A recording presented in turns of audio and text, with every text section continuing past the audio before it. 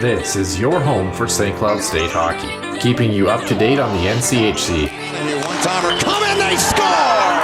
Ripped in! A bomb from Permix! Women's WCHA. So Dana Rasmussen fires and she scores! Dana Rasmussen for the Huskies alongside The National Hockey League. Dwayne Kaprizov in for a chance to win it! He scores! Kirill, the thrill is for real! Welcome to the NHL, a game winner! And everything from the state of hockey. St. Cloud Cathedral is now 42.6 seconds away from wrapping up the school's first ever title. Welcome to the Huskies Warming House Podcast Den.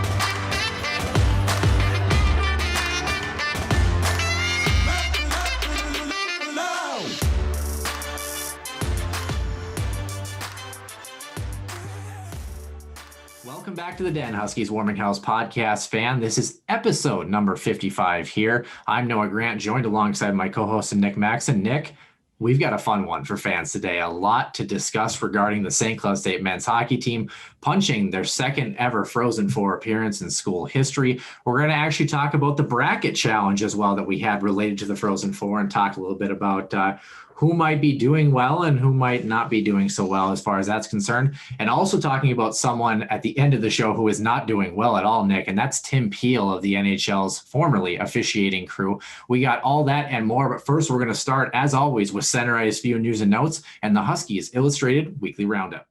Center Ice View News and Notes. Center Ice View provides you with the best coverage of St. Cloud State Huskies hockey, from game notes, recaps, photos, and more. Go to centericeview.com.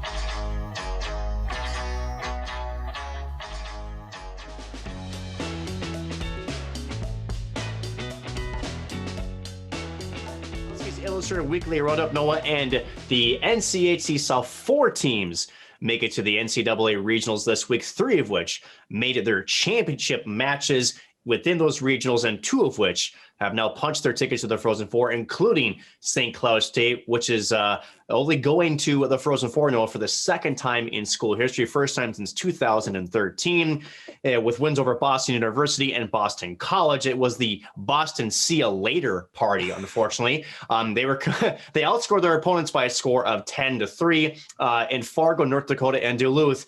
Holy buckets, Noah, what a game that was. 5 overtimes. It was the longest game in NCAA tournament history, and it was freshman Luke Milmock, who really did not play much in that hockey game, who tallied the winner 142 minutes and 13 seconds.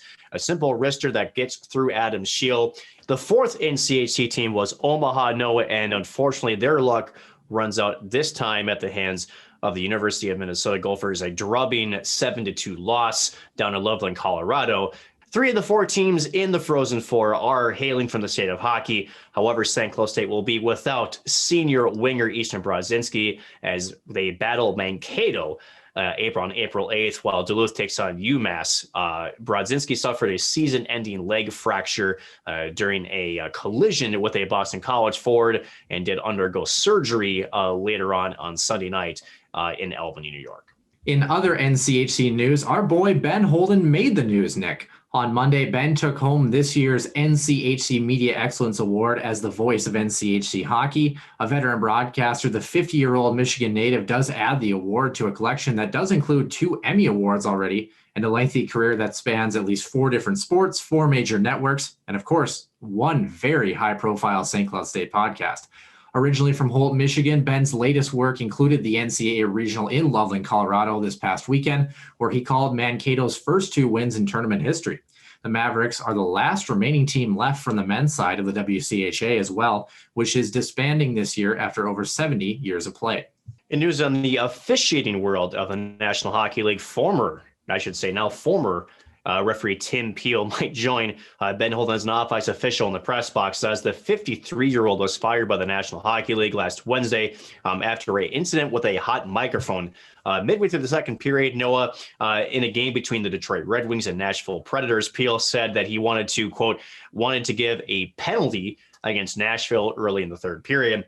The veteran official was set to retire at the end of the season after first starting in the NHL in 1999. Vice President of Hockey Operations Colin Campbell said that there is no justification for Peel's comments, no matter the context or his intentions, and the NHL will take any and all steps necessary to protect the integrity of the game. In further NHL news, Nick, the playoffs will be delayed by 1 day in the National Hockey League as the league did reschedule 19 games this past week.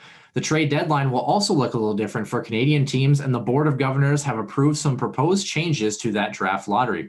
Starting in 2021, the number of lottery draws is now reduced from 3 teams to 2, so the last place team can not draft lower than 3rd overall.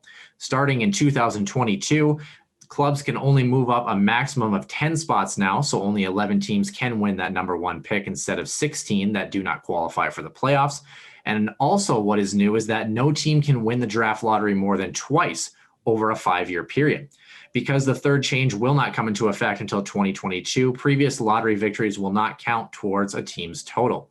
During this season, however, the approaching trade deadline did get a little easier in the Great White North, as the Canadian government has waived its mandatory 14-day quarantine period for players acquired by Canadian National Hockey League teams from U.S. clubs, quote, under national interest grounds, ahead of the league's April 12th trade deadline. The new rule does let players that need to quarantine do so during a 7-day period instead of 14 days, with daily testing during normal practices for the following week after that 7-day quarantine. The first team to benefit from these rule changes will be the Montreal Canadiens, who traded a 5th and a 3rd round pick to Buffalo for 36-year-old center Eric Staal. Buffalo does retain 50% of his salary, which is in the last year of his contract. Coming up a 42-goal season just 2 seasons ago with the Minnesota Wild, the aging pivot has only 10 points in 32 games with the Sabres, who have lost 16 straight games at the time of this recording. The New York Rangers also traded for Brendan Lemieux to Los Angeles for a 4th-round pick. Ottawa has sent former Fighting Hawks Christian Wolanin to Los Angeles. And the Vancouver Canucks claimed centerman Travis Boyd off waivers from the Maple Leafs. Boyd had just 11 points in 20 games with Toronto. And LA also extended defenseman Matt Roy to a 3-year, $9.45 million extension. And Washington rearguard Trevor Van Riemsdyk nabbed a 2-year, $1.9 million deal as well. In our second to last segment of the weekly roundup, former St. Louis Blues defenseman Bob Plagger died in a car crash last Wednesday at 78 years old. Plagger was alone in the vehicle when it collided with another car containing 2 women on the interstate at 1:30 p.m. local time. The Kirkland Lake, Ontario native was an original Blue, having moved over from the New York Rangers when the NHL expanded in the 1967-68 season. He played 11 seasons for St. Louis, teaming for a stretch with brothers Barclay and Bill, and later worked for the organization in a variety of roles. He coached the team for 11 games as well in 1992, and St. Louis retired his number 5 jersey in 2017 after he finished his career with 1,000 penalty minutes in over 800 NHL games. And lastly, Noah, some college players that were NHL draft picks have turned pro this week, and the injury train, thankfully, has also slowed down in the National Hockey League. Likely future Hobey Baker winner in Cole Caulfield signed a 3-year entry-level deal with Montreal this past week. It was very expected that he would do so. Wisconsin Badgers sophomore put up some just unbelievable numbers this season, 30 goals, which led the NCAA and Big Ten, best 52 points as well as in 31 games played. The 20-year-old was assigned after he signed to Montreal's minor league affiliate in Laval. In the Big Ten, Notre Dame forward Alex Steeves has moved on after his junior season as he signed with Toronto this week. And Steve led the Fighting Irish with 32 points in 29 games, which is good for 10th among NCAA skaters. However, some injury news. Although it's slowing down, Florida Panthers defenseman Aaron Ekblad will be out the remainder of the season with a leg fracture. Goaltender Tuukka Rask, Boston will miss a handful of games with an upper body injury, and Toronto netminder Freddie Anderson is out for a week. Florida's Ekblad was tied for the NHL leading goals by defenseman with 11. And finally, some good news and maybe some milestone news. Noah, Penguins captain Sidney Crosby became the 8th fastest player to reach 1,300 career points. And Hockey Canada's Andre Turigny signed a 1-year contract for Team Canada as an assistant coach for 4 international events during that time as well.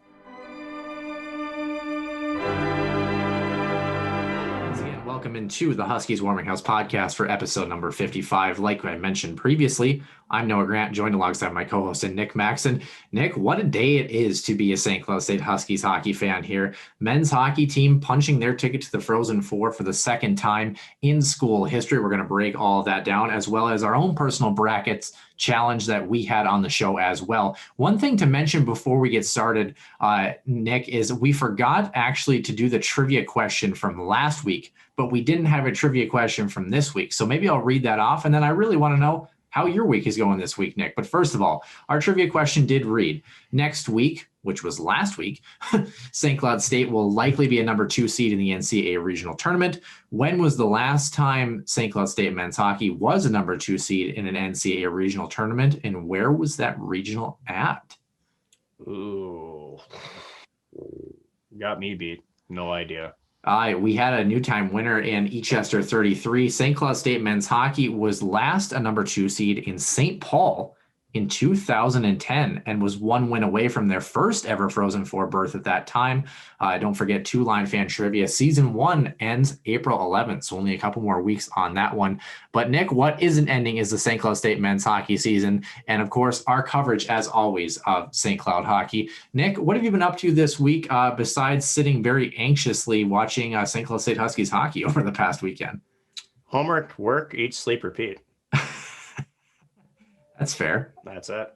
Yeah, I do it. I'm vanilla as all hell. So, I mean, there's nothing wrong with that. There's nothing wrong with grinding and getting it done, right? I mean, well, it's the end of the end of semester is coming due. So working with the television side, especially over these last few weeks, and then you pile on some class stuff that's piling up as well, and work is, it's consistent, which is good, but which means that as more stuff piles on, it becomes a lot. So it's a very busy time of year. No, don't get me wrong. I wouldn't have it any other way, especially with how this Huskies team is positioned right now. But you do wonder where the breath of air, time to sort of catch your breath is going to be. But now we do know that the Huskies, again, they have hopefully two more games left to play, for sure. There's no doubt, despite me not really, I guess expressing it, there's a lot of excitement around with this group, but I think the reason why I'm so, I guess, laid back with this is, as we saw this team emerge in the pod, and as we saw this team go through January, February, and then March here, I think we just became more confident in this group, and especially with the way they've handled adversity. It's one thing to be excited about a really skilled and very good team on paper, which, I mean, let's be frank, we have to tip our hats to both BU and BC. Both incredibly talented hockey teams. And I believe if I read a stat from ESPN earlier today, St. Cloud was only the 4th team in NCAA tournament history to beat both BU and BC in the same tournament. That's not an easy gauntlet to get through. And, coming from behind in both games, essentially, losing somebody, especially in last night's game, a senior in Easton that's going to, certainly spark some conversations we head into the next 10 days or so. But at the end of it, it's a nerve-wracking excitement, because it's like you're here, you punch your ticket, and you just hope that this team can just keep trucking forward. I know that they can, but I guess it's just the Minnesota sports fan in me that just says, man, just keep this thing going, because we don't get to these places very often, and you just want these this team to go on and just do some great things. Yeah, a lot of storylines to really follow here. Number one, like you mentioned, St. Cloud State trailed in both of those hockey games, giving up the first goal in both those games. How about this for a stat though, Nick? St. Cloud outscored their opponents this weekend 10-3. Combined in those two contests. So you want to talk about a response. And St. Cloud, we knew they were a good third period team. What we didn't know is that they're starting to become a really good second period team as well. And that's a real good boost for this group. I don't know if we've ever said this before on the show, Nick. I think the starts still could be a little bit better.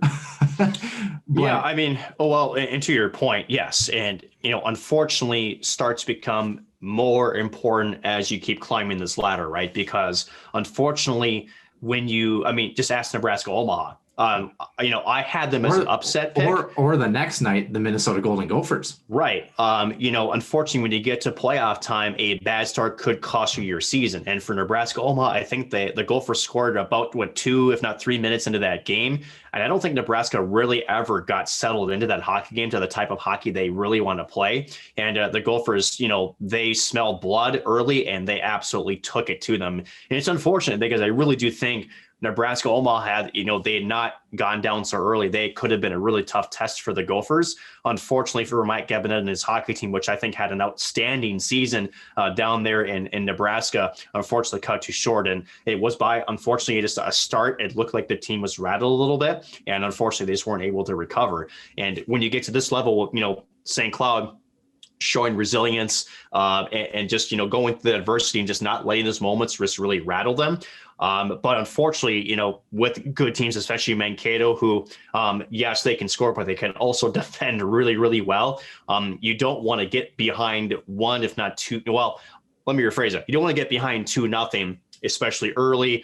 And because it's just a very difficult team to get through in that structure. I think they defended almost better than they did offensively against the Gophers, as you mentioned, to punch their ticket to Pittsburgh along with the Huskies. So starts are going to be ever more important.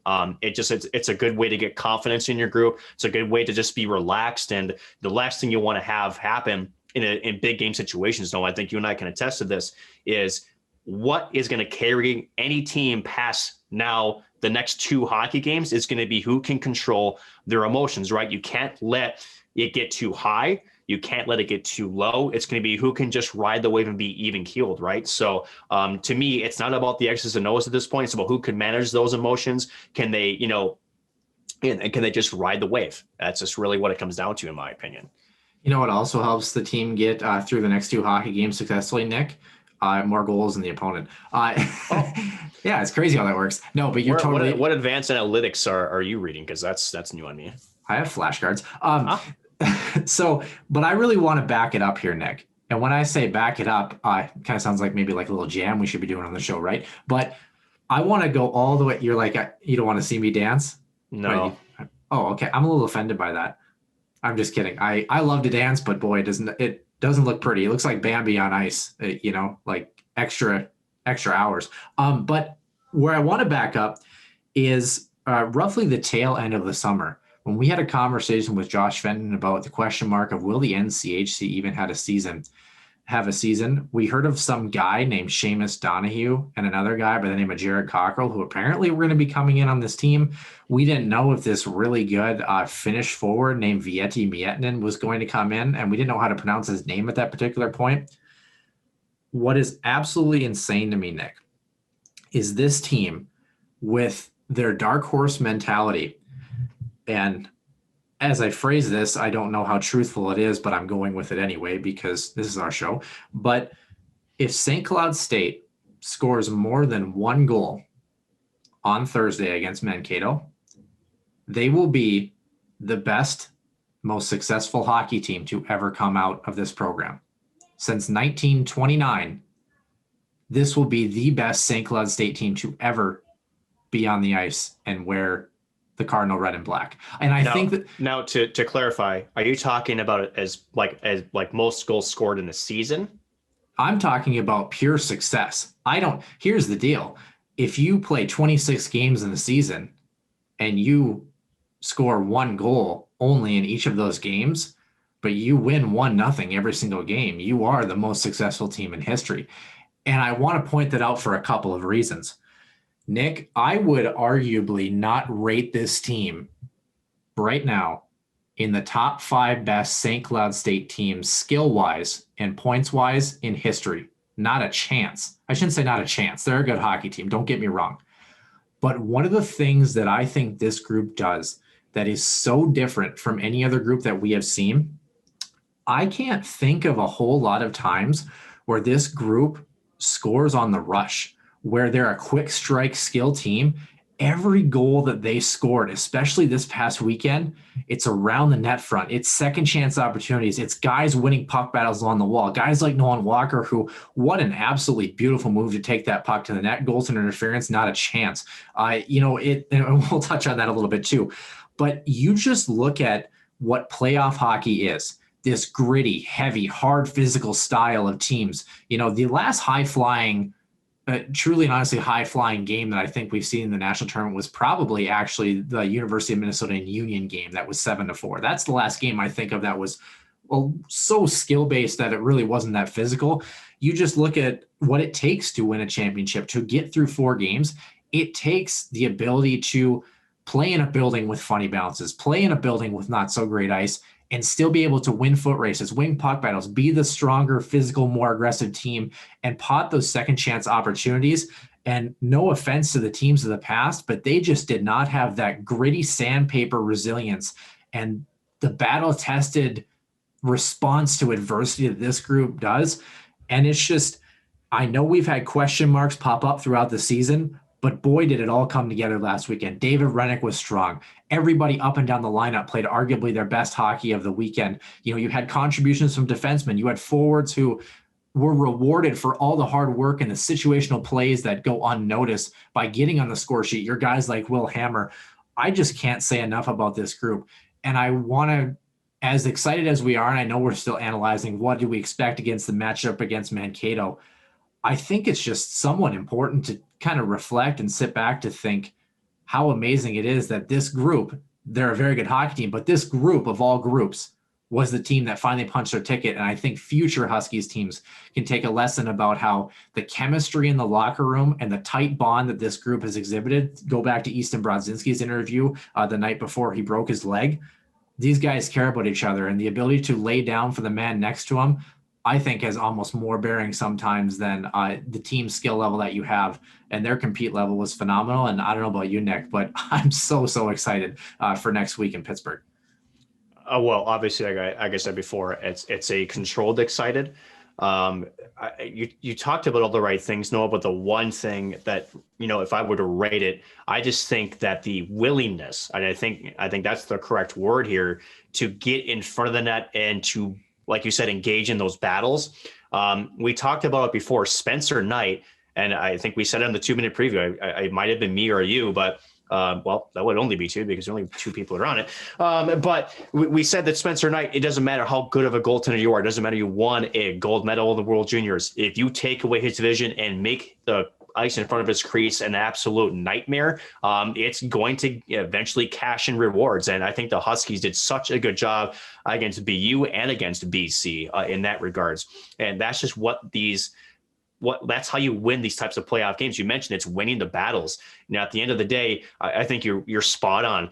I think the most skilled team I've watched in my 3 years of covering this hockey squad, from essentially the start of the season, which is media day, all the way to when their season ended. Couple of years ago, 100%, that was the most skilled team I've ever seen. But as you mentioned, skill can only get you so far. It's about how do you, respond in certain situations, how you, don't let, I guess the game become bigger than what it is. And I just think too, with Brett Larson and this coaching staff, the attention to detail and just keeping things simple, right? It's simple. Like you mentioned off the rush.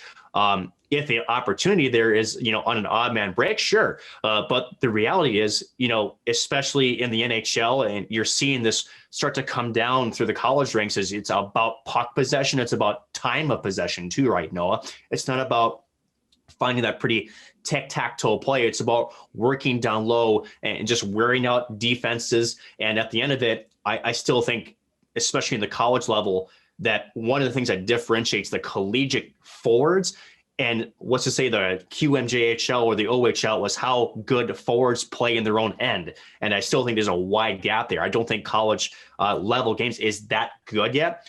And I do think that this Husky squad, with the addition of Dave Shayak, Nick Oliver, and of course, Brett Larson, this team defends so well from the forwards back to the D, back to David Rennick, that it just makes everybody's life so much easier. Whether it's teams on the rush coming back or whether it's the structural defensive zone, they never get rattled. And to me, I've said it before, defense wins championships. And I do think that this squad, if they just repeat the same type of performances, I should say the next one against Mankato, they have a shot to punch a ticket that, would really jump, I think, a lot of people here in the state of hockey out of their seats. Yeah, punch a ticket with a stamping tool that has never been used in St. Cloud State history before. The one thing that you also kind of mentioned too is managing emotions, and going back to that, I think it's a good transition to this. First of all, when you talk about emotion, my favorite moment of the weekend was after Nolan Walker's goal was allowed. Brett Larson's little fist pump, behind the boys on the bench there. I thought that was pretty nice that they caught that on camera. But Brett Larson also plays another hand in this, and it actually goes back to Spencer Knight and the frustration of the net continually coming off its moorings in that second game. And you saw Brett Larson, that's on me. We'll handle the officiating crew. We'll handle that even keel boys. We're fine. We're all right. The Huskies were starting to press. And here's what I want to say about this, because funny enough, Nick, again, not to talk about my playing career, but I actually went through a playoff game in Williston, North Dakota, where the moorings were actually exactly like that, where the ice was soft and the moorings were not deep, and the goaltender was continually kicking the net off on almost every play. So obviously people are pretty upset about, the officiating. Yes, there probably should have been a call after number 3, maybe even number 4 there. I mean, they'll never call it. But here's it. I wouldn't say that they'll never call it, but here's where it goes back to. Everyone says, oh, Spencer Knight, look at him. He totally knows what he's doing, this and that. True. Hold on. He knows what he's doing, but he doesn't at the same time. I know that sounds weird, but here's what I have. Half of it is on Spencer Knight. Half of it is on the ice crew, because here's the deal. Spencer Knight is not going to change the way that he pushes off from those posts. And you have to remember that that was the first game for Boston College. Now, people say, well, wait a minute. David Rennick never kicked the net off of its moorings. David Rennick has a different push-off style than Spencer Knight does. Spencer Knight likes to really load and bend his leg and push off from there. David Rennick is a more lateral goaltender. He likes to really kind of move out from angles, and Spencer Knight does a really nice job of recovering back into the post and then working out from there, versus David Rennick is a lot more linear in terms of his movement. And when I say that, Spencer Knight knows that when there's offensive pressure and he gives a hard push off, will it potentially knock the net off during offensive zone play? Yeah, absolutely. So in that, right, he definitely knows. He understands the situation that, hey, he might get lucky and push the net off when the Huskies are starting to press.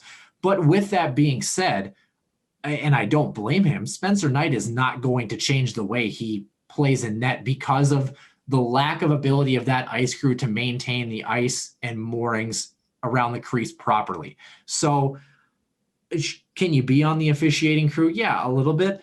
But I think that's just one of those things that, again, you go back to prior Huskies teams, maybe that stretch of adversity would have really broke another St. Cloud State team, but this group found a way through that adversity. But I really wanted to address that. The other moment in that game as well, Nick, of course, Nolan Walker driving the net.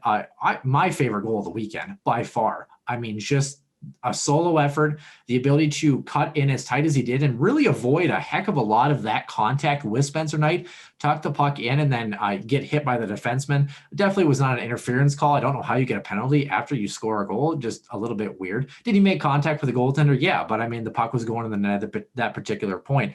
But the willingness of the St. Cloud State team to make those types of plays, respond in an even keel manner, against that adversity.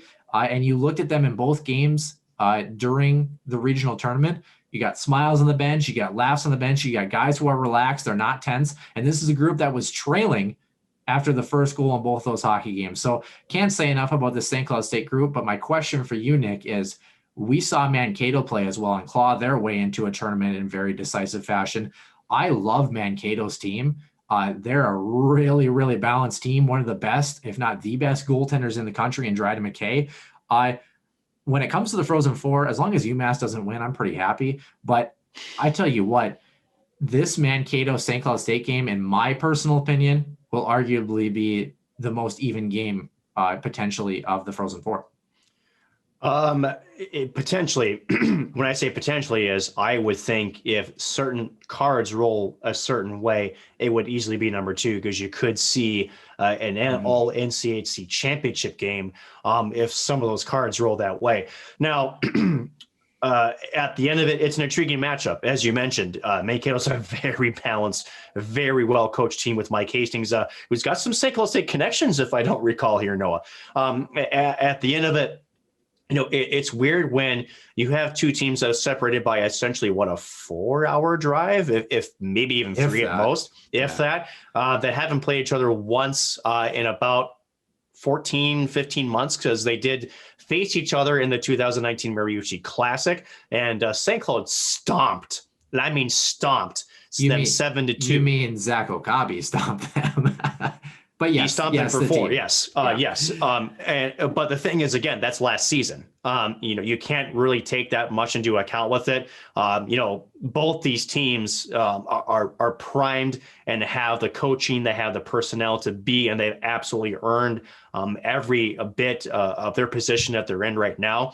And it's going to be quite the battle between two very, very good hockey clubs. And I really like, Noah, when you pointed out for Brett Larson about how you manage your team's emotions on the bench. I will say this. I disagree with your assessment that now I agree. Should the referees have called something? Yes. Were they going to call it? No. What they do, however, is they go over to Spencer Knight and say, hey, man, yeah, I know you're pushing off, but you got to be a little bit more careful. We're going to have to call something on you. You know darn well that the referees are going to go into that and at least have a conversation about it. Now, again, let's talk about this. Spencer Knight is not a 13th overall pick as a goaltender if he's not good at lateral push-offs. That's how good goaltenders, I think. One other person is John Gibson. John Gibson, to me, he's an incredible lateral. He has what I call an explosive push-off, right? And that type of push-off, you're using the post as leverage, right? And to your point, absolutely part of it is the ice crew. But again, you can't control it. You have to learn to, and I think the Huskies do a good job of this, to really, just not worry about what you can't control what you can, but don't let the stuff that you can't get in your head, right? Is it frustrating on the surface level? Yeah, of course, I can understand that. But at the end of it, you can't change how the referee is going to see that or call it. And let's think about it this way. Do you think the referees know if the ice is bad? Sure. That's why I don't think they call that all day, 100%. It's not like they're immune to not knowing the ice conditions are bad either, right? And let's not forget that conversation between Spencer Knight and the officiating crew did happen. It happened about midway through the second period too. So no doubt that he's aware of it. Again, my question is, if that was David Rennick in the same situation, what would Huskies fans say? Well, let's put it this way. I think what I really like about what we do know is that we love this team, but we also, we're very objective in our analysis. Like, we've come on and we've said, hey, this person maybe didn't have the greatest night, or this player played really well. That's why I really like doing this with you, because we're not afraid to say, hey, it was a tough night and here's why. And that's fine, right? I would hope Huskies fans would have understood that, it's kind of like face-offs, right? It's like, if you're not cheating, you're not trying, kind of thing. Now, it's not that you're attempting to cheat, right? But you're attempting to just try to get every little inch of a competitive edge, especially when it's one and done, right?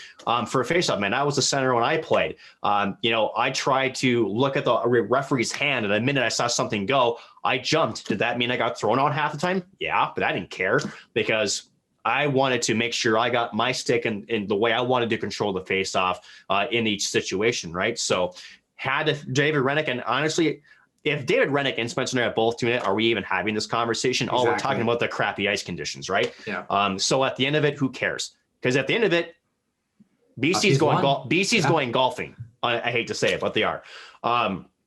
And potentially some good news for Wild fans is that Matt Boldy has a decision to make. And I do think he is on his way to sign an entry-level deal, not starting this year, but I think starting next season, with at least, I probably would think he starts in Iowa, but, he could definitely be a nice injection of some youth in that club. But let's go back to Huskies hockey here, Noah.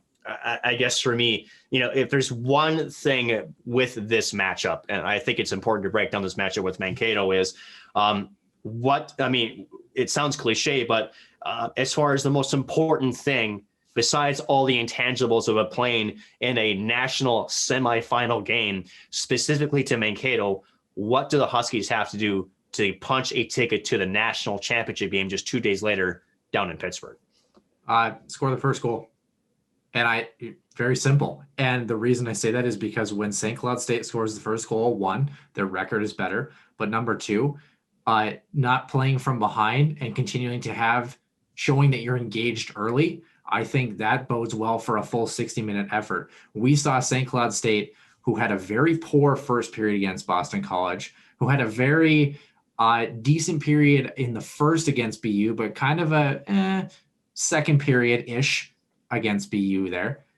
That's not a full 60-minute effort. I still would hesitate to say St. Cloud played a full 60 minutes in either of the games last weekend. Imagine what this team can do if they score 10 goals, only showing up for 40 minutes out of the 60 in both games last weekend. Imagine what they can do if they pull it together for a full 60. I think engagement off the puck drop is huge. And when you talk about that, we only saw it. I thought the nerves actually disappeared pretty quickly in the BU game, because I think St. Cloud State really kind of found their groove, at least early on, and especially at that major power play early on really helped them. Sam Henches had a lot of good looks. He definitely could have popped a couple. But when you look at St. Cloud, that start, is so imperative, because I want to see that engagement where the team, they always talk about this in the Stanley Cup final, right? Especially game 7, the team that gets to their identity in their game first largely has a chance to win that game. I think St. Cloud, again, when they kind of play like the underdog, like they did this past weekend, and relax, and they're loose on the bench, I think that when we go back to the Duluth game where they got blasted up at Amsoil Arena, you go to the Western Michigan series where they really struggled up there, you go to Miami where they had a really up and down weekend. I thought you saw guys that were gripping the sticks too tight, trying to make some quote unquote ill-advised plays, but really trying to just force plays a little bit. I think St. Cloud just needs to relax and pop that first goal. I think if they're the first team to score, they're going to be firing all cylinders, and we're really going to be rolling, hopefully, into a national championship game. I agree, only because, you made the comparison to Stanley Cup Finals, right? Again, it's just, there's something mentally about getting that first goal and getting that lead, right? Now, on the flip side, let's look at what happened this last weekend. St. Cloud gave up the first goal to both these really talented squads, and it didn't seem to phase them. Yep. And honestly, if you're looking for a bad but good thing, that's what I would like to see. It's that just go, yeah, it's one. There's plenty of hockey left. It's one shot, right? How about North Dakota? North Dakota's done it. They were down 2, less than a minute and a half to play. You get a bounce. Hockey's a weird sport, right? Holy cow, Duluth, man, what a game that was. Yeah. Maybe let's honestly jump into that, Nick. That actually, I think, transitions well into our next segment. We can come back to Huskies hockey for sure and talk about it, but I think it's important to at least slip in our bracket challenge that we had, actually, and kind of see how you and I have done in our brackets and see how our fans have done. So for those who did not know, we had a bracket challenge that had to be submitted before the start of Friday's hockey games in the NCAA regionals. So a couple caveats to this. Essentially what the bracket was is you filled out the bracket and wrote the number of goals you expected in the Frozen Four here. And we have a lot of fun statistics because you know how much we love stats and analytics on this show, right? So number 1 is this, Nick.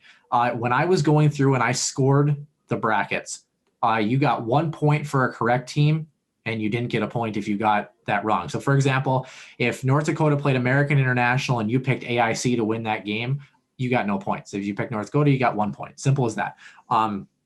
There's no weighted criteria for getting a regional correct. There's no weighted criteria for, how good did you do in the Frozen Four matchups, because I think relatively the points all divvy out by how much you get correct anyway. It's not a giant, basketball bracket. There's only so much that you can, get correct that there's no sense to weight it. So we had 18 participants plus ourselves. We weren't in the contest, but 20 brackets total if you're counting ours. So here's the fun breakdown of this, Nick. So we had 0 people get all 4 teams correct in the bracket that are going to the Frozen Four. We have 2 people that have gotten 3 teams correct. And Nick, I'll be honest with you, we have a clear winner actually already as far as the point total is concerned. We had 9 people that got 2 teams correct. That was pretty common. 6 people that got 1 team correct, and 1 person, unfortunately, that did not get a single team correct. They're playing the Vegas odds, I bet. They're just going for the upsets.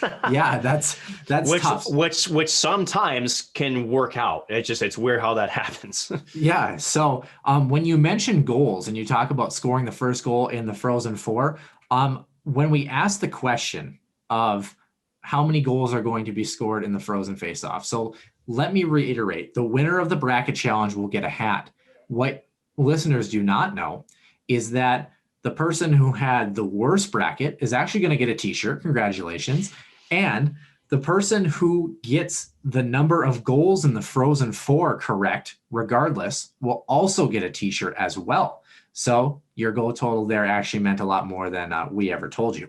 But speaking of Frozen Four goals, Nick, the average for our 18 participants, the average number of goals in the Frozen Four they anticipated was 19. The lowest number given was 13, and the highest number was 26 from our boy Derek Felska. Nick, I went back and checked out the average number of goals in the Frozen Four for the past 10 Frozen Fours from 2010 till the last one. What do you think the average number of goals scored in the past 10 Frozen Fours is? So 3 games. 3 games. 6 teams. 4. My guess. 4 teams, kiddo. Well, no. Yeah. Yeah. Six matchups. That's anyway. 3. Dude, can you tell it's Monday? Anyway. You're right. Holy cow. I'm thinking of 6, like. Yeah, no, I'm looking at the bracket. Oh my God. I got you. You're good. I'm gonna get flack for that for some while. My guess with 3 teams, the average, or 3 games, good Lord. The average is probably going to be 16.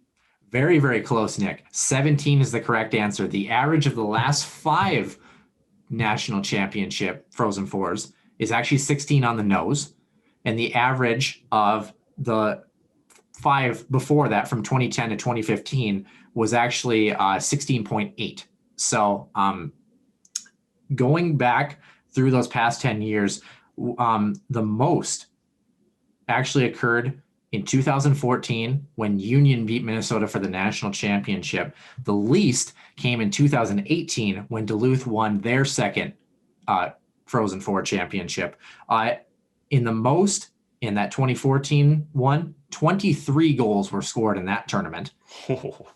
In the least, 13 were scored in 2018. So you can have some variance, but again, the average guess was 19 for our group of 18, and the average of the past 10 is 17. So you definitely have a chance. I think we have 2 people that have guessed 16, and 2 that have guessed 17, and maybe 2 that have guessed 18. So some people were fairly close.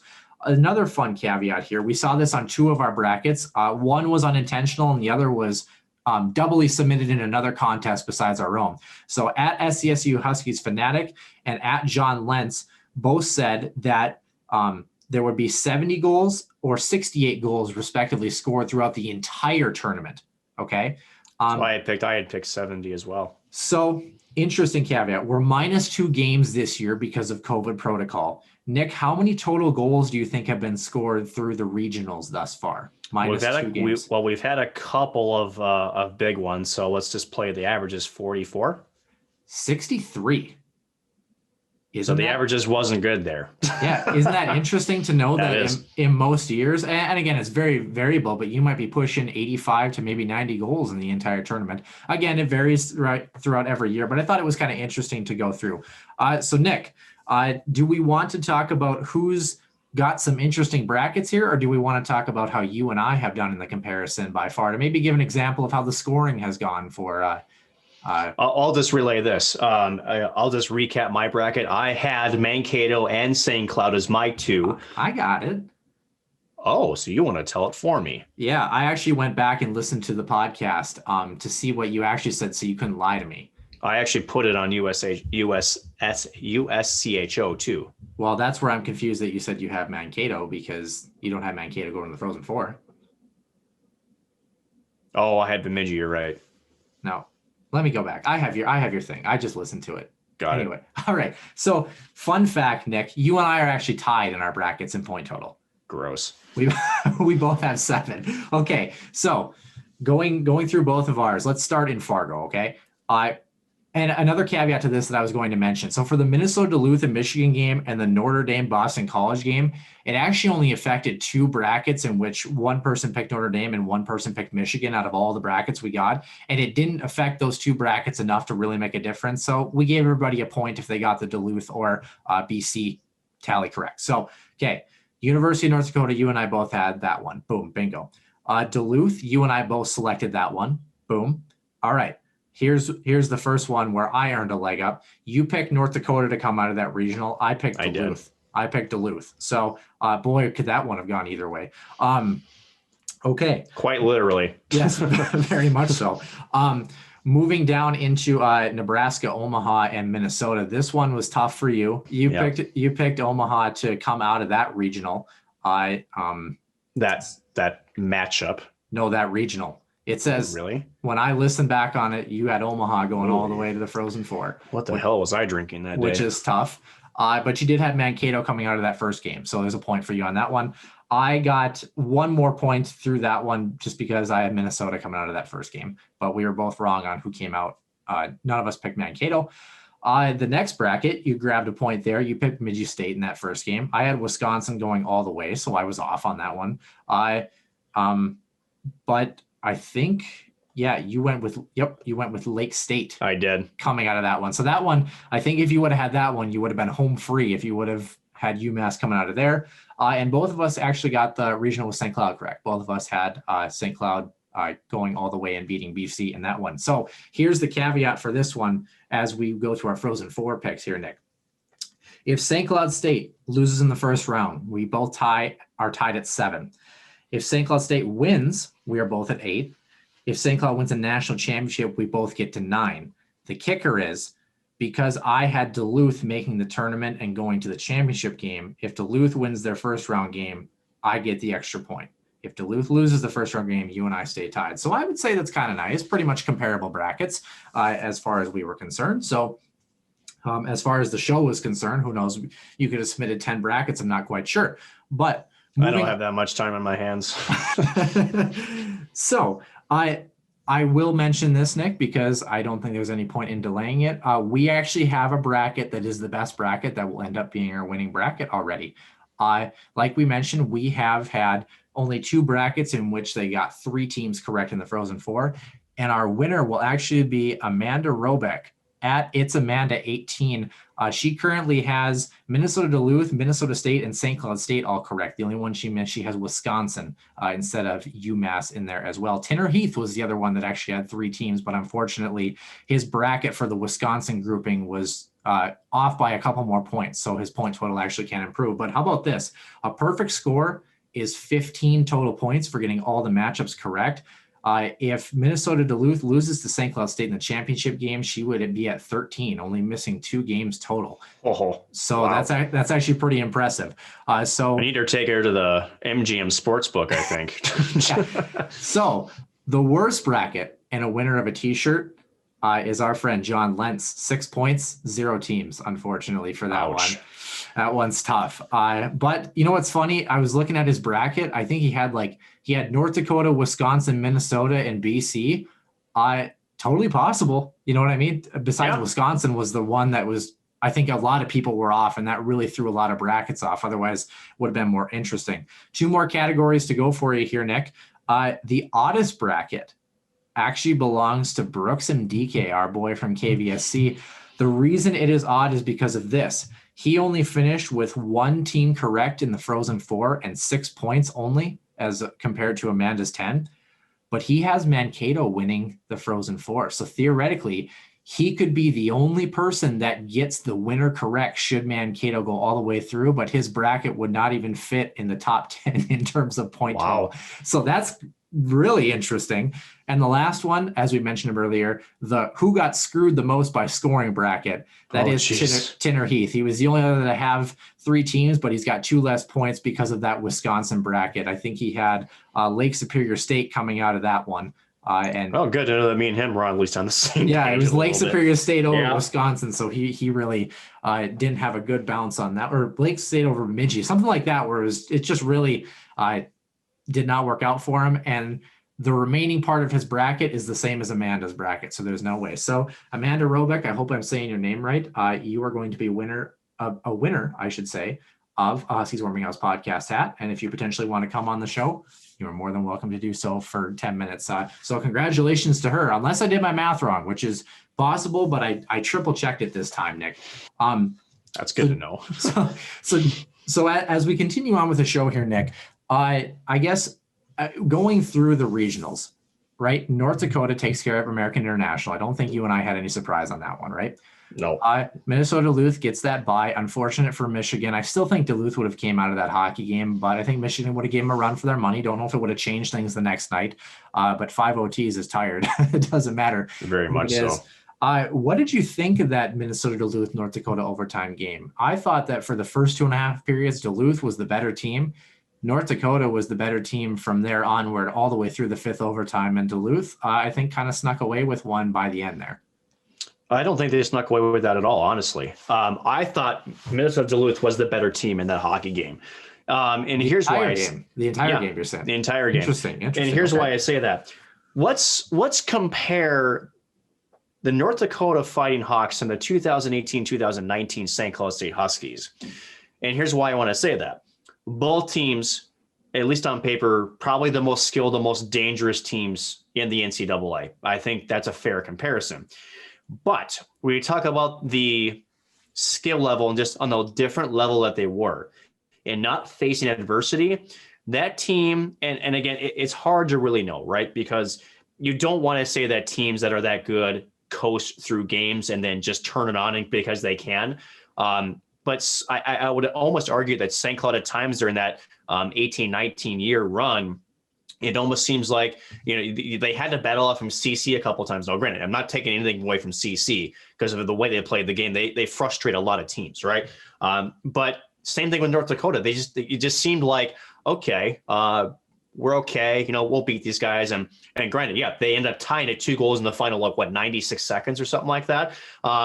But over the course of the overtime, I want to actually point out Matt Kierstad, right? I forget which overtime, second or third maybe, where he stepped up to try to lay a big body hit, and he took care of the body, but what he missed was there was nobody covering for him, and Duluth had a 2-on-1 going the other way, and if it weren't for Gabe Bast playing a 2-on-1 perfectly, Duluth could have ended the game there. So, sometimes when you're you start to cheat a little bit, you start to think, okay, I just need a bounce here and there. To me, Duluth was the more composed, the more okay, let's not try to force things. Let's not take one person out of position. Let's try not to change things, right? Or make an impact play per se. To me, and I was telling some people around me watching this, I'm like, this is the type of game Duluth excels at. If you can ramble with them, they're never going to break their structure. Scott Sandelin preaches that from up and down their lineup. They're just composed. Like I said, they just keep it simple. They don't try to force anything. And a team like North Dakota, who has skill, right, who they feel like they can just turn it on and flip a switch at any time. Sometimes when one player does that, there you go. At the end of it, now it's one person out of position. Duluth is so good in transition. They nearly capitalized on a couple of times.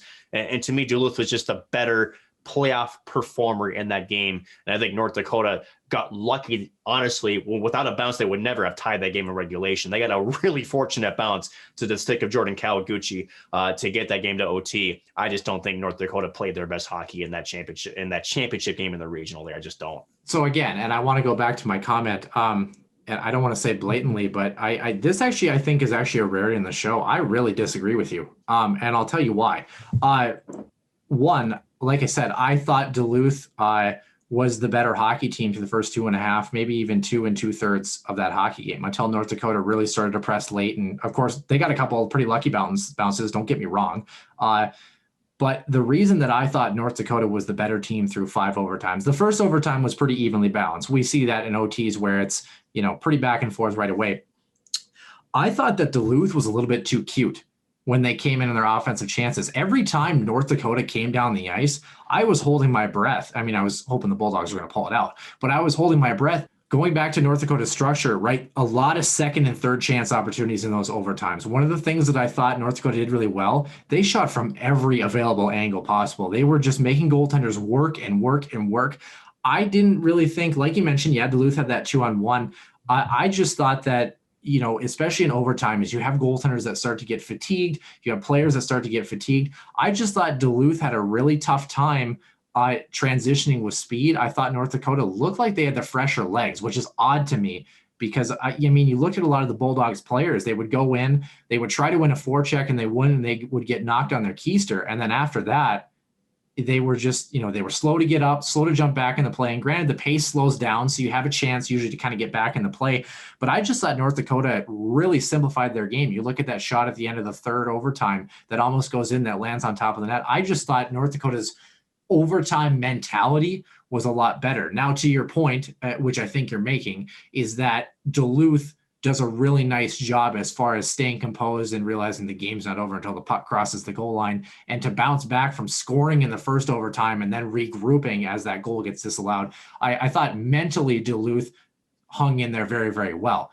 But I just thought North Dakota, as the game wore on, I thought it was Duluth's game to lose a little bit there. I think the momentum turned, and I thought North Dakota had the simpler game plan, and I think Duluth snuck away with a prototypical overtime goal, in my personal opinion. And that's all right. I mean, we disagree with that, and it doesn't happen where we have really two opposite viewpoints of the game. I guess I was just really intrigued by your perspective, and I appreciate your perspective. Anything else to add on that before we move on to the next game? Okay. Moving into Wisconsin, Bemidji State. I'm really glad you were right about this one. You were right. Bemidji State's structure really carried them through. Tough to see them lose to Massachusetts the next night, but you got to love Bemidji State's game in that. And I got to say, Massachusetts was maybe the fortuitous team after that one, sneaking away out of that regional, not having to face a team potentially like Wisconsin. Not that Bemidji was a bad hockey team, but you just have a lot of high octane weapons that were on that Wisconsin group that if you only can limit them to one game, I mean, why not, right? And then that Lake Superior State matchup, I expected that one to be a little bit closer than it was. I really expected Lake Superior State to kind of have a way better bounce. Obviously, Massachusetts gets out of that one with a 4-0 win over Bemidji, a hat trick for UMass there for the one player. What did you think of that regional? Was there anything that really stuck out to you? Like I said, you called it with the Bemidji choice, so it definitely you were spot on the money there. Well, I think and this was the concern I had with Lake Superior State is, coming out of the WCHA, how battle tested were they? And, could they continue to get better? And I kind of went with a sleeper pick. I knew it was kind of a sleeper pick because, UMass has been there. And honestly, sometimes those teams that ride that emotional high can channel that in the right way. Unfortunately, Lake Superior just wasn't, I think, deep enough. I don't think they didn't execute well in that hockey game. And it's unfortunate because when you win the WCHA, it's sad enough, it's probably the end of a very storied collegiate conference for the better part of 70 years. To try to get into that, especially when you had some teams playing really well in that conference, to get in there, especially Mankato bowing down in the semifinals, that can really fuel a team and push them to pretty much take the foot on the gas pedal, never look back. But UMass, again, I feel like they were the more composed team, and Lake Superior just never really seemed to find their game in that contest. And it's unfortunate that they are a one and done in that respect. But it's still, got to tip your hats to a team we don't normally see, into this position. And no question that, for LSSU, I believe, yep. Who will, I believe, join the CCHA as of next season, along with a few other clubs. I think they're going to try to continue to ride that momentum that way and try to see if they can push further next season. Yeah, we were one team away if Bemidji would have qualified from having an all Minnesota Frozen Four. So kudos to the state of hockey, right?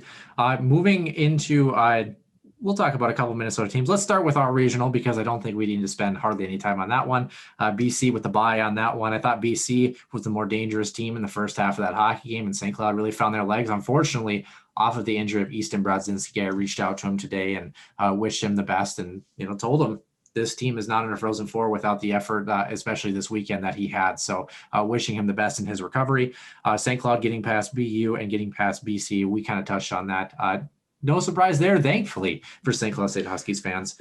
Well, and just a quick, sure, right? Again, I've mentioned before, those are two very, very good hockey teams. Yeah. And mind you, when you get to this level too, there's a lot of mutual respect between clubs. It's easy to dunk on North Dakota because, well, it's North Dakota fans, but at the end of it, that's a hell of a hockey team. And, and I think what I really liked seeing was it Fanti because Stayskal came out of the net. Yep. Was it the third overtime or was it the fourth overtime? I knew it was one of the two. And then, just seeing Adam Scheel, man, you hate to see that. sort of that dichotomy of just immense emotion of positively we win a game. And on the opposite side, team that had a lot of high hopes, and I think at the minimum expected to at least be in the Frozen Four, to lose to a very to still defending two-time national champions in Minnesota Duluth, a team that they know very well. That was the way that those players embrace each other after that hockey game, the longest game again in NCAA tournament history. I mean, that was one hell of a hockey game. And again, I mentioned it on social media that, as much as it sucks for North Dakota fans, that was a heck of a run. Again, it's one goal, right? It's one shot. And at the end of it, that team, it doesn't take away from the success that they had all season. And for UMD, their success continues. And, again, it's a new battle that both them and us have to face as we move forward in this national semifinal. Yeah.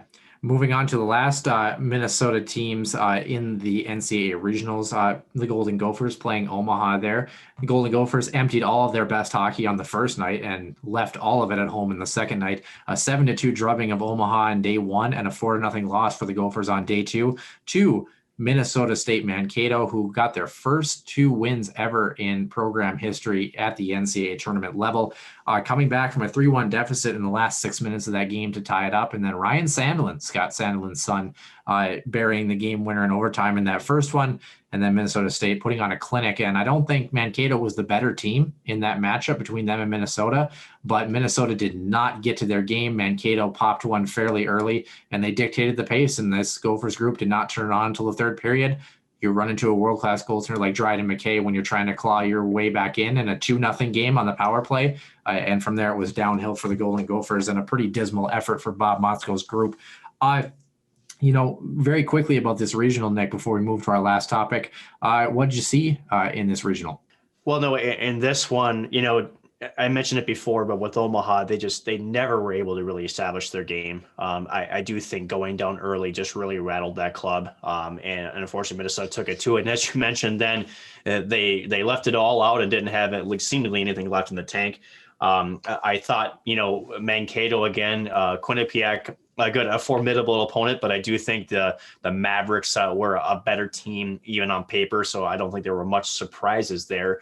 And then I guess really surprised to me was after the Gophers had the success that they did, they just did not look good at all in that championship. They were very, very flat, and it's one of those questions of it's not that, at least for me, I don't look at it necessarily as well. Did they just not, because they had such a wide margin of victory, did they just think that this next game was going to be easy? I don't think so. I just feel like sometimes, especially when you're playing in these situations where especially in a back-to-back of nights, there's a teams that can consistently show up and have, like you mentioned, almost that underdog mentality. There's teams that just, for whatever reason, and it could be just that one specific game too, where they just, nothing's coming together for them, and just things don't go your way. And I don't really know what it was, but the stark contrast in nights between the Gophers in the championship versus in that semifinal, does raise some eyebrows, maybe a little bit, but nonetheless, Gophers are at home, and St. Cloud is on its way to Pittsburgh in about 9 days. Yeah, poor Bob Motzko, not. When you mention that, though, this Minnesota program, you do have to give Bob Motzko credit, though. They are moving in the right direction. They really are. They are. And I think they expected, like North Dakota did, to at least, I think a successful season for them would have been punching one more game through. I think that would have been them exceeding or meeting expectations at least. So moving on to the Frozen Four, obviously, you and I are both going to pick St. Cloud State to win it all. We know that. Any one of these 4 teams can win a national championship in Pittsburgh in 2 weeks. Let's just be frank. It's going to be luck of the draw. It's going to be bounces. It's going to be who can dictate the play, but who's just going to have it that night. I mean, that is what it is. One and done's, right? But I guess the last game I want to ask you, Minnesota Duluth or UMass, who makes it to the national championship game? It's hard for me not to pick Duluth. It just isn't. Yep. At the end of it, when you take down the #1 overall team in the country, And you just, again, Scott Sandelin, he's essentially made a name for himself in having his teams be able to rise to the occasion in postseason play. That their teams just are very well composed. Again, he's very, very well versed in his structure, but he knows what it is. His players rarely deviate from it. So for me, it's very, very tough to do that. I think, if UMass is going to come over that, they're going to have to force UMD to change the way that they play. And I'm not sure how you do that after UMass, whether it's, you're just completely bottling up in their defensive zone and making them defend too much.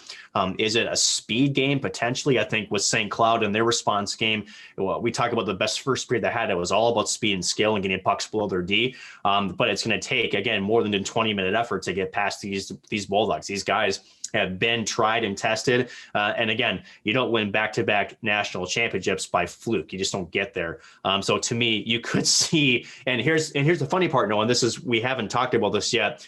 If both those teams do end up making it, St. Cloud and Duluth, the NCHC conference will be guaranteed a 5th straight national champion, whoever comes out of that. I mean, I don't even know if the WCHA had a run like that ever back in its heyday. So if you're Josh Fenton, you're licking your chops, knowing that effectively that the NCHC teams were in opposite sides of the bracket, honestly. So you have a chance to make it happen. But there's still hockey.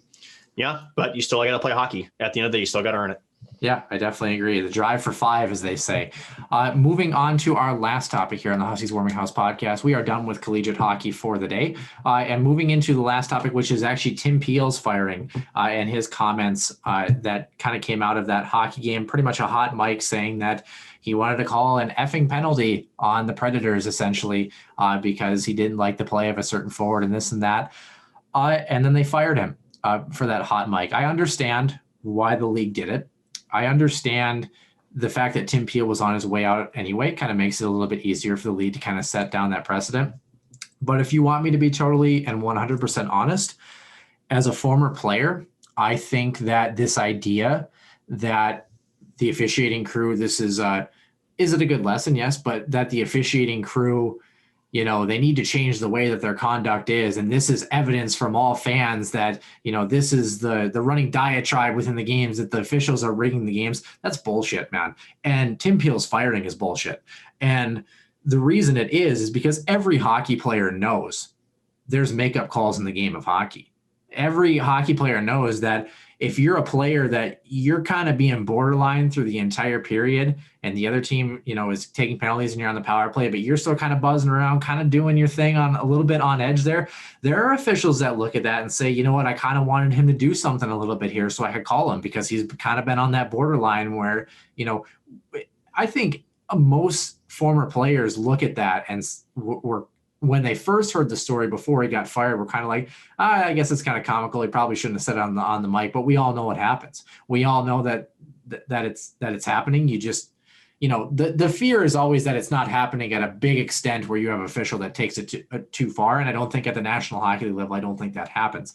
I think of an official, I'm not going to say his name, here in the great state of North Dakota, that every time we would go and play in the particular city that he was officiating at, he was a face-off stickler. So you knew that you had to be perfect or you were getting kicked out of the draws. He was one of those guys that no matter how nice you were to him, you couldn't approach him. And if you lipped off to him, you were getting dimed right away.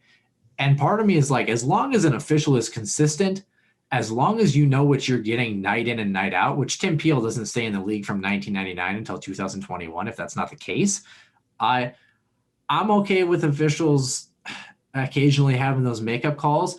I don't think for any hockey player it was a real secret knowing that was a conversation that was being had.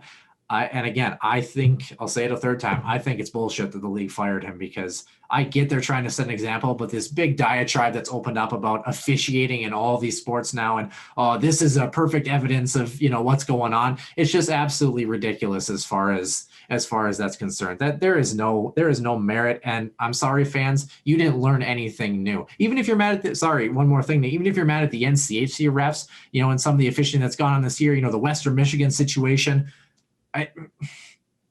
Officials are human, and to believe that stuff doesn't happen, that's just part of the game, and any person who has played the game or coached the game knows that it's there.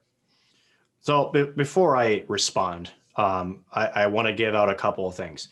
I've covered the National Hockey League since 2007. I've been a 2-year guest on TSN Radio 690 in Montreal. Why I say that is because I know this game a lot. I know the inside and outs of this game.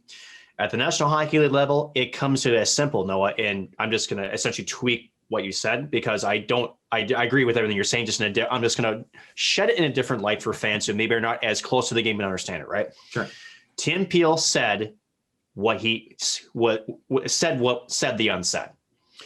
And essentially why I'm going to prove it with math, why this works and why the NHL is a bullshit. Sure. There was no way it wasn't going to happen. Yeah. Let's be honest with it. Here's what happened. So yeah, at the end of it, let's go back to the player perspective. Now let's take the fans argument. Well, let's just call the game as it is. Let's take two teams from this year's NHL season and understand why that doesn't work. Let's take the San Jose Sharks and the Minnesota Wild. Here's why I'm pulling those two teams up. A former Minnesota Wild player by the name of Curtis Gabriel, who is now serving another suspension, mind you. When you talk about players that play with an edge, right, who play on that borderline, when you are calling the game by the book, right, and he's out running around doing his thing, what happens is all of a sudden you have San Jose starts getting 6 minor penalties as comparison to Minnesota's maybe 1 or 2, right? So now just what we wanted, officials call the game. Now there's the same conspiracy as, well, how in the hell do San Jose have been called for 6 penalties and Minnesota only 2? There's no way that they're calling a fair game. So what do you want, fans? At the end of the day, that's why Tim Peel said the unsaid. It's not that the officials, and I think I want to tweak his words if I may, because it's not like he was going to call a penalty that wasn't there. I think there's a misconception that people are saying it's a makeup call, meaning he's calling something that actually didn't happen. What is he meant by that is with some of the things that referees, as you mentioned, some referees are more, tight on, say, the stick infractions or on the interference stuff. Some referees, when you call a referee, you're supposed to get in the ice. You're supposed to just sort of kind of get a feel for the game, right? And just understand what the temperature is. Because, yeah, you want to call a fair game, right? You don't want to have the 6 versus 2. So maybe there's some hacking and whacking on both sides. And you decide, okay, well, as long as it doesn't go too far, I'll let those things go, right? Now, to Tim Peel's point, and I think what gets overshadowed here is if a referee maybe makes a questionable call, and this is where this whole conversation starts in Nashville, right? Is you see it on the replay, he knows, he's human. He knows he goofed up. Essentially, that makeup call is if I see something that maybe I like get away with, / if it comes to me and I see it, then I can call it. Yeah. That is my makeup call. So I want fans to understand this. And you're right, as a former player myself and a person who's covered the NHL, makeup calls happen every single night, and do not tell me that they don't. Yep. It's either you have a referee that's trying to keep the game even in terms of minutes, because otherwise, as I just mentioned, you have this thought of, okay, this team plays physical. I mean, hell, let's talk about Brad Marchand for a quick second. How many minor penalties if he played? Oh, geez, there's the least penalized team right now. Let's just throw back Minnesota. Do you really think it's going to be a 4-on-4, penalties to every team? No way in hell. It just isn't that way. But now you take numbers and you all of a sudden you have this precedent that says, wait a minute, the referees have something against Boston. Yeah, and it doesn't. And it doesn't make sense. So you want to make your bed and you want to sleep in it? No, it's not how this works. So the way the referees, who are people who do make mistakes, we see this with baseball and the strike zone and everything else, right? It's sports. It's in every referee's penalty call is a subjective call. There's nothing objective except when the puck goes over the glass unhit in a delay of game penalty.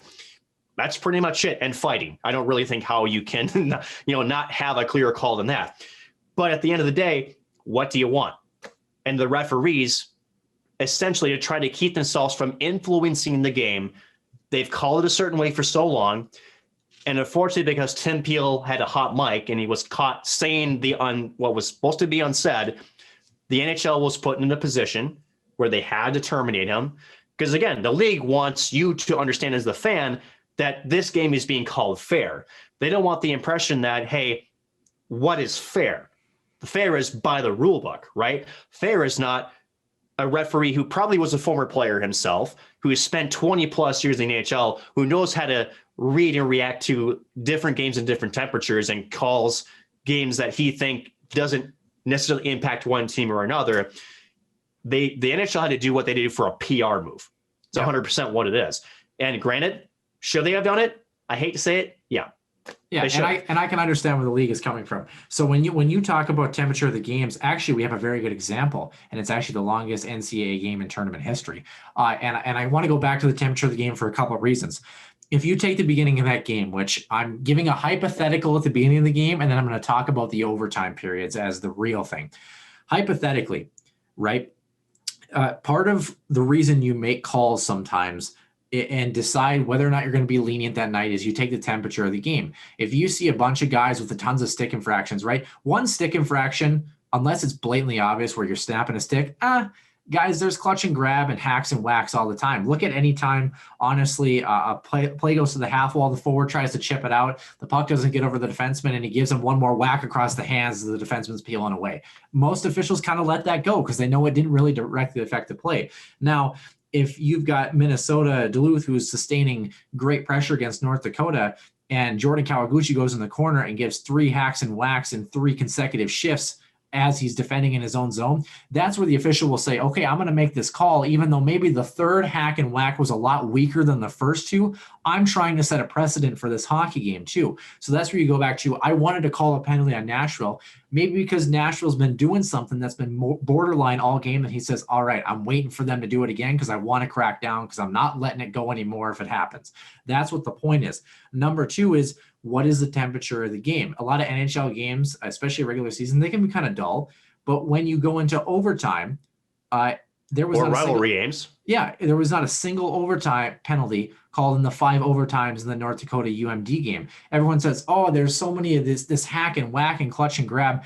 None of the plays, I mean, there were a few that were kind of like a little bit, but like there was not a single specific play where a guy was on a breakaway or there was a 2-on-1 that got stymied because someone hooked a guy or slashed a guy or hauled him down.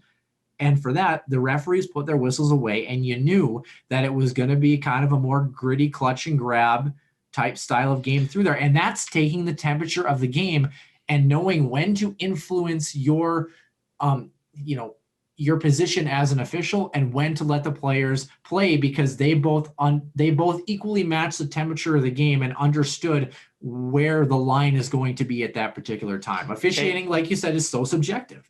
And to round this off, because we've already had a very long show to begin with. Yes. I think what's important is, there is somebody that I saw after Tim P, and he was an NHL writer, and I respect him as a writer, but he mentioned something about consistency in refereeing. But he made his argument horseshit. I'm sorry to say, but it was. And his argument was regular season versus playoffs, they call it differently.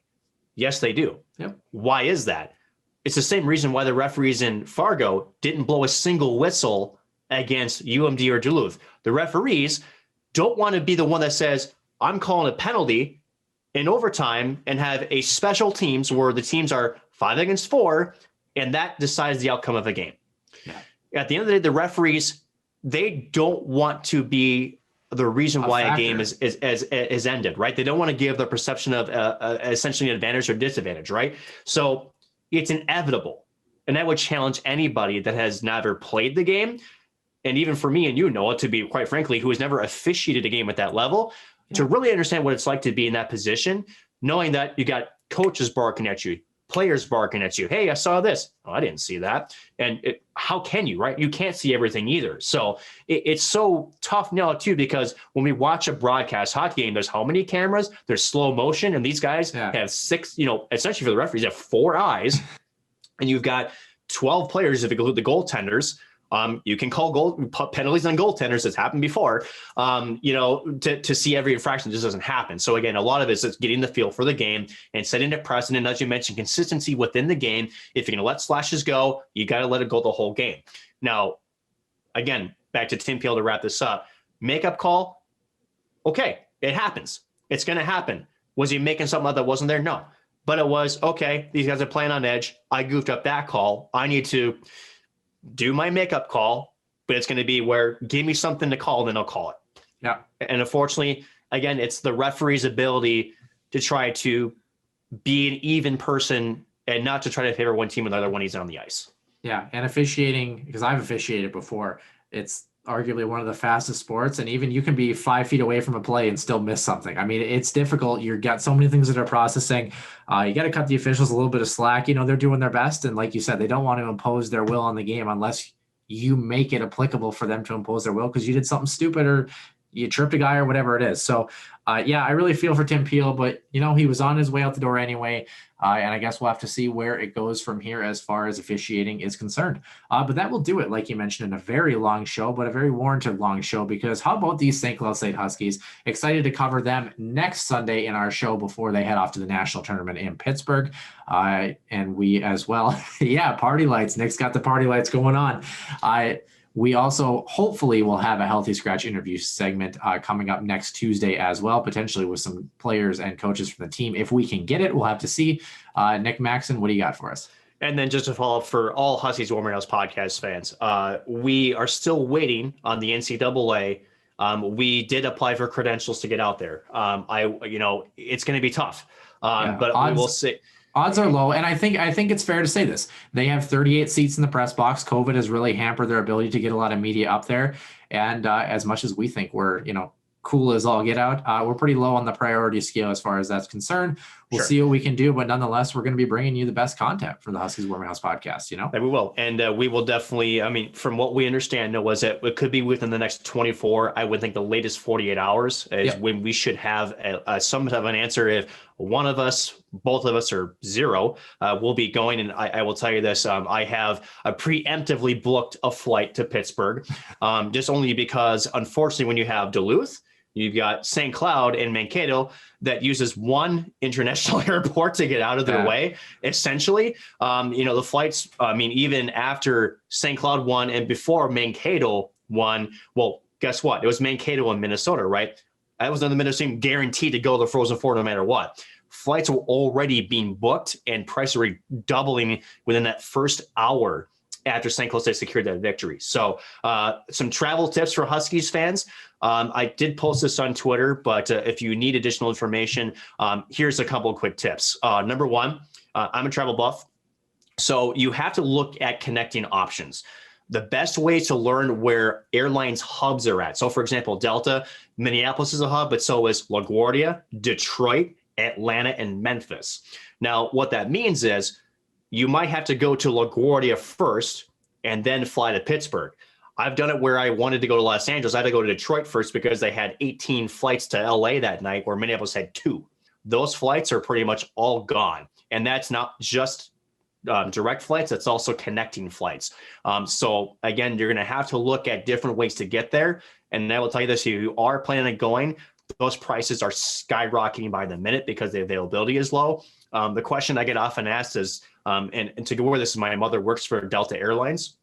So I have, some inside knowledge to this is, well, why doesn't Delta essentially just upgrade the plane size? You have to understand that these flights are booked by their agents 9 to 12 months in advance.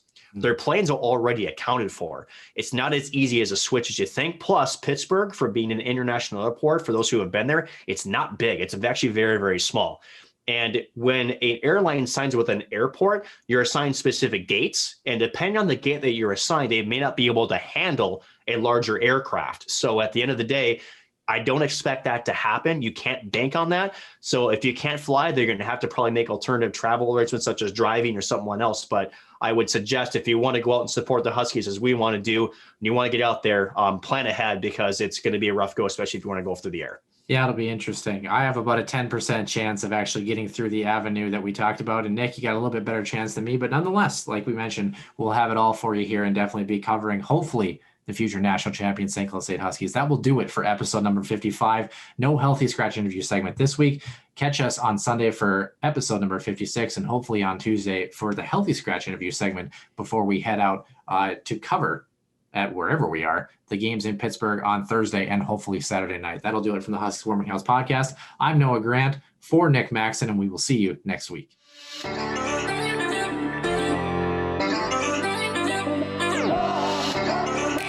One-timer coming, they score! Ripped in! A bomb from Permix! So Dana Rasmussen fires and she scores!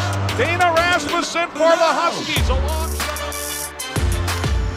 Kaprizov in for a chance to win it. He scores!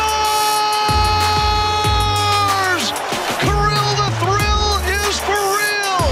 Welcome to the NHL. A game winner. St. Cloud Cathedral is now 42.6 seconds away from wrapping up the school's first ever title.